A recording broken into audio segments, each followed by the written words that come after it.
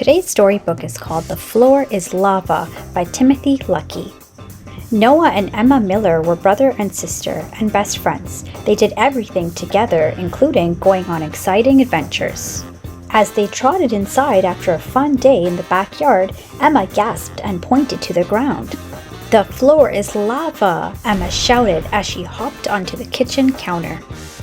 Noah only had seconds before the floor would completely turn to the hot bubbling lava. He jumped onto the dining room chair just in time. "Phew, that was close," Noah exclaimed. "How do we get rid of the lava?"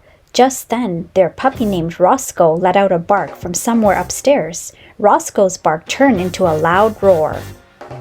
"I think the water dragon is upstairs. I mean, up top that giant mountain. We need to free him so he'll put out the lava," explained Emma.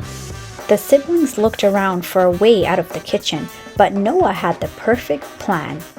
He bounced his chair towards the kitchen counter, lugging a second chair behind him. The chairs magically transformed into birds flapping in the sky.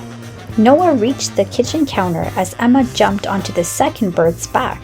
Together, they flew out of the kitchen and into the living room. But the birds grew tired and dumped the kids off their backs. "Oh no, we're going to land in the lava!" Emma screamed.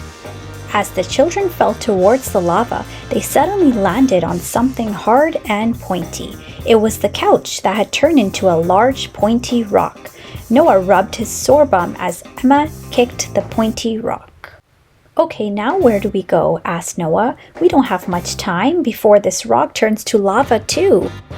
Emma looked around until she spotted something. It was Noah's skateboard that had magically turned into a floating platform nearby.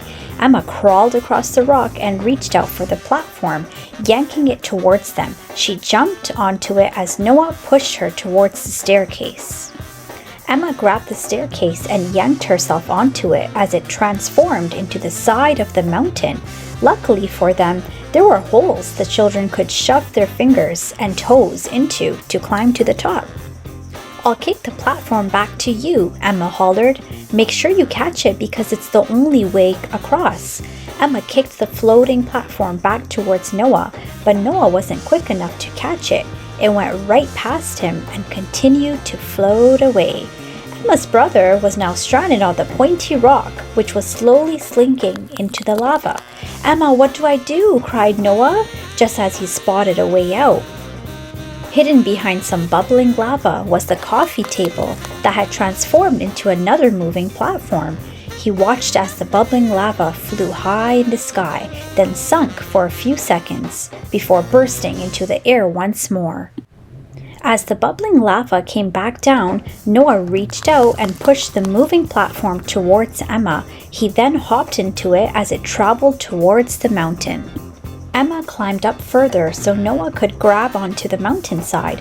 "Phew, that was also really close," Noah said.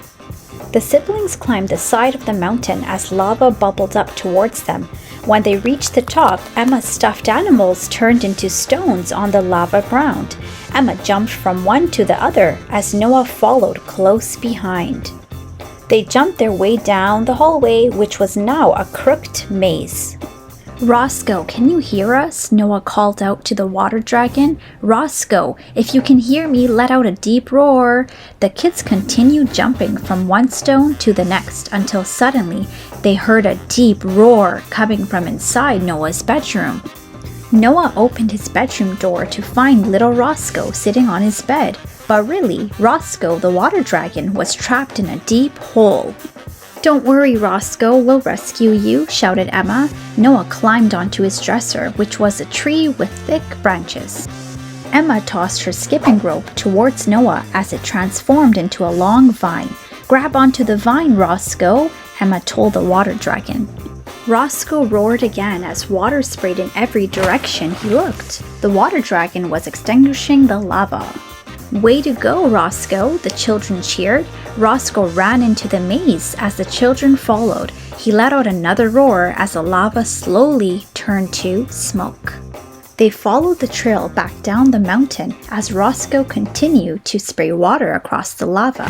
Soon there was nothing left of the lava as Emma and Noah praised the water dragon for a job well done.